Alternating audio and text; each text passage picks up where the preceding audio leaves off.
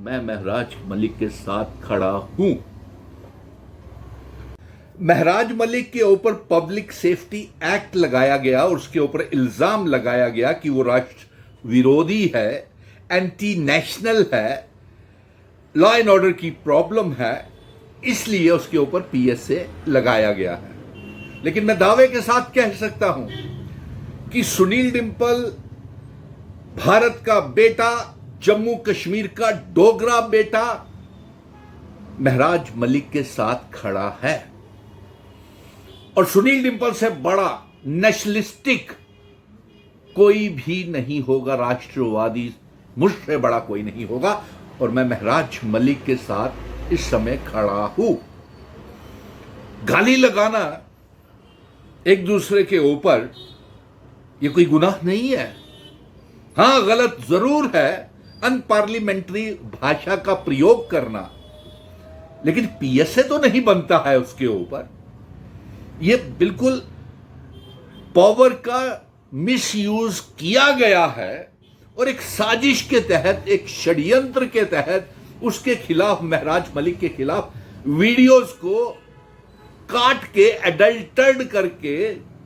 Adulteration करके videos चलाई जा रही हैं।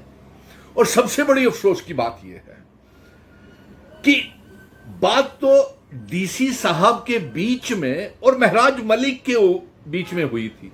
ये भारतीय जनता पार्टी वाले मुखालफत क्यों कर रहे हैं? शायद उसकी मकबूलियत को देखते हुए कर रहे हैं कि जो मैंने दावा किया था कि अगर आज चुनाव हो जाए मेंबर पार्लियामेंट के, तो जेल में बैठा बैठा महराज मलिक पीएमओ मंत्री जतेंद्र सिंह जी को रिप्लेस करके हरा देगा उनको कठुआ, डोडा, उधमपुर सीट से। लेकिन नहीं, यहां बात नहीं रुकी। लोग जो उसके साथ जुड़े हुए हैं, जो उसके हक में सड़कों के ऊपर निकल करके आ रहे हैं, उन्होंने तो यहां तक कह दिया कि नहीं, मेंबर पार्लियामेंट नहीं आने वाला, चीफ मिनिस्टर के शक्ल में वो अवाम देख रहे हैं। खैर, मैं इतने आगे नहीं जाना चाहता क्योंकि उस पोजीशन के ऊपर पहुंचने के लिए बहुत मेहनत करनी पड़ती है। हाँ, डोडा कठुआ कॉन्स्टिट्यूएंसी का वो मेंबर पार्लियामेंट जेल से बैठा बैठा भी बन सकता है। लेकिन अफसोस इस बात का आ रहा है आज कि आज भारतीय जनता पार्टी एक तो प्रेस कॉन्फ्रेंसेस, पत्रकार वार्ताएं और नकली वीडियो चला करके दबाव बना रही है और उसकी आवाज को काट करके राष्ट्र विरोधी बना रही है। जब वो डीडीसी मेंबर था तब भी उसने संविधान की कसम लेकर के, इंडियन कॉन्स्टिट्यूशन की कसम लेकर के डीडीसी मेंबर बना। जब वो एमएलए चुना गया तब भी लेजिस्लेटिव असेंबली में इंडियन कॉन्स्टिट्यूशन की कसम लेकर के वो असेंबली में एमएलए बना। आज यहां पे अगर डीसी साहब से लड़ाई हो गई और थोड़ी भाषा में दोनों की तरफ से तलखियां हुई होंगी, डीसी साहब खामोश और भारतीय जनता पार्टी वकालत कर रही है। क्यों? और उससे भी ज्यादा वकालत ये कर रहा है भारतीय जनता पार्टी का गोदी मीडिया, जो, अरे भाई, किसी वकील साहब की ख्वाहिश है केस लड़ने की तो उनकी मर्जी। अगर किसी वकील साहब की ख्वाहिश नहीं है केस लड़ने की तो ये उनका जाती मसला है। अगर एक लीगल टीम बनी थी और उस लीगल टीम के 10 मेंबर थे, अगर किसी की ख्वाहिश नहीं है वो लड़ने के लिए केस को, लेकिन वहां पे और भी बैटरी ऑफ लॉयर्स है जो केस लड़ने के लिए तैयार है, इसलिए मैं कहता हूं कि जब सुप्रीम कोर्ट में या हाई कोर्ट में केस जाएगा तब इसको देखा जाएगा। लेकिन इसके बीच में एक नई डेवलपमेंट हो रही है कि इस जो वकील, मेरे माननीय मित्र, जो न जाने किस बात को लेकर के बार के प्रेसिडेंट साहब निर्मल कोतवाल साहब ने, जो जम्मू की एक आवाज है, उन्होंने इनकार किया कि वो केस नहीं लड़ सकते हैं। लेकिन मीडिया उसकी तरफ टीआरपी लेने के लिए, कहानी को नई दिशा देने के लिए, भारतीय जनता पार्टी का मीडिया गलत दिशा में इस बात को लेकर के जाने के लिए आगे आगे जाता है। सारे नहीं है, चंद मीडिया वाले हैं जो जानबूझ करके ये स्टोरी कर। अब इसका महराज मलिक का क्या होगा, अब ये कब रिहा होगा? अरे भैया आपको क्या प्रॉब्लम है?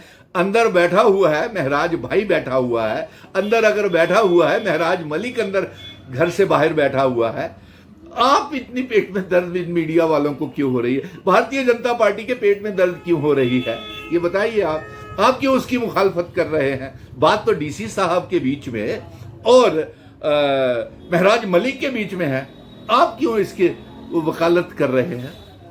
आज दावे के साथ कह सकता हूं, अगर रियासत का दर्जा जिसकी जंग सुनील डिम्पल लड़ रहा है डे 1 से, वो जम्मू कश्मीर का डोगरा बेटा, वो महाराजा हरि सिंह जी की विरासत को बचाने के लिए, उनका स्टेट सब्जेक्ट आर्टिकल 370 को बचाने के लिए, उनकी रियासत का वजूद को बचाने के लिए जो जंग लड़ रहा है, आज अगर रियासत का दर्जा होता तो महराज मलिक जेल में नहीं होता, और अगर आज आर्टिकल 370 होता तो महराज मलिक जेल में नहीं होता। मैं सुप्रीम कोर्ट के चीफ जस्टिस ऑफ इंडिया साहब से भी कहूंगा कि जनाब, और हाई कोर्ट से भी कहूंगा कि महराज मलिक को रिहा किया जाए, उसका पीएस से क्वैश किया जाए, और तमाम पॉलिटिकल पार्टीज को भी कहूंगा कि आप भी एक हल्फनामा एफिडेविट सुप्रीम कोर्ट और हाई कोर्ट में डालें कि महराज मलिक का पब्लिक सेफ्टी एक्ट रिवोक किया जाए। अगर आप महराज मलिक के Congress, national conference, PDP, Kashmir की पार्टियां, जम्मू की पार्टियां अगर हैं, तो 10 अक्टूबर को रियासत के दर्जे के लिए भी एक एफिडेविट दायर करें कि भारतीय जनता पार्टी रियासत नहीं दे रही है और लोगों के साथ वादा खिलाफी कर रही है। इसलिए मैं यही कहना चाहता था कि महराज मलिक जल्द रिहा होगा, उसे इंसाफ मिलेगा, हाई कोर्ट से मिले, सुप्रीम कोर्ट से मिले, वो जल्द वापस आएगा। लेकिन गोदी मीडिया, अब यहां से अंदाजा लगा लीजिए, गोदी मीडिया आजकल तो सब कुछ साथ साथ ही आता है। आप मुखालफत, जो गोदी मीडिया मुखालफत करता है महराज मलिक को, तो उसके नीचे सारे कमेंट्स वो गोदी मीडिया वाले या वो मीडिया वाले जो महराज मलिक की मुखालफत करते हैं, वही देख लीजिए कि लोग आपके लिए क्या सोचते हैं। अब वो मीडिया वाले भी एक मुश्किल दौर में फंस गए हैं, क्योंकि वो भारतीय जनता पार्टी को इस चुंगल से, महराज मलिक के चुंगल से निकालना चाहते हैं। वो पीएमओ मंत्री जितेंद्र सिंह को, जो महराज मलिक हराने जा रहा है, उससे निकालना चाहते हैं, लेकिन बेबस हो गए हैं, उनकी चलती नहीं।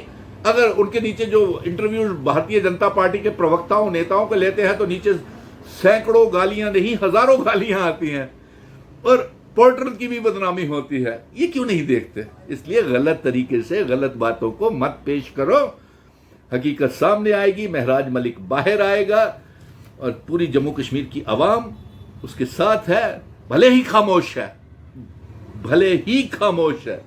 और भाईचारे को बनाए रखने के लिए मैं कहता हूं, मैं सबसे बड़ा भारतीय हूं, राष्ट्रीयवादी हूं और हिंदुस्तानी हूं। मैं महराज मलिक के साथ खड़ा हूं। जय हिंद, धन्यवाद।